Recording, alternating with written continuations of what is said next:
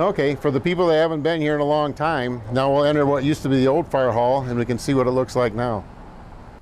This isn't the way I remember it, but there's a lot of new stuff in here now. Ceiling was a lot taller, obviously.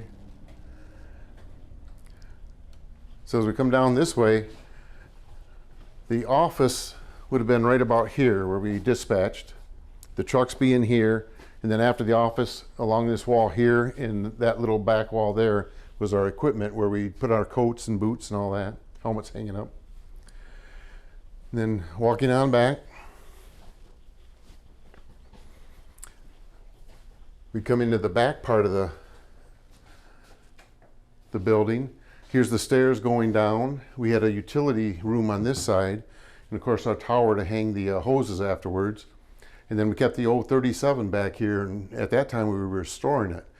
So we'd come down here whenever we had time and do a little wet sanding on it and get her fixed up, and eventually she got into a parade. And, but then out back here is, we had the 6x6. This is where we kept that for when we were doing the grass fires and rescuing people off the expressway. Big Cheese Productions is automobilia at its finest with unbeatable prices, hard-to-find pieces, and museum-quality restorations.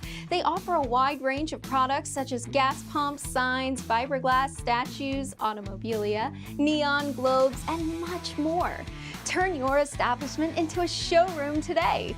Check out Big Cheese Productions at bigcheesepetro.com, preserving history one piece at a time. Hi, I'm Mark Shea, and this is Body by Mark. Here we do a complete line of repairs, collision repairs, anything at all that happens in an accident, we can fix it. We also do restoration repairs, and there's not a lot of shops around here that do it. We're working on a 2009 Jeep Wrangler. It's a TJ, and we are replacing a frame rail, which is very common on these. If you need an estimate, I'll even come to your house and do it for you. This is the basement where, or the back part of the stairs. We go to the basement where we'd do all that. We'd keep the people down there. We got off the expressway. We'd have all of our spaghetti dinners and pancake breakfasts down there. You know, it was just a nice, tight community back then, a lot of fun. And then, of course, there's a set of stairs going up the front part. So then after a fire, this being the back of the hall, the old 37 would sit here, the 6x6 here. But after a big fire, we had to clean the hoses and everything, and we'd pull the fire trucks out here. Again, Brighton was a lot smaller then. Basically, we had the place to ourselves. You'd run the 50-foot hoses out, get the water out, a garden hose and a brush, and scrub them down, and then take them up to the tower up here and hang them to dry. Okay, and this is also where we had the carnival back here and everything else. And then we did find the siren. We figured out they never did take it down, so it's still up there.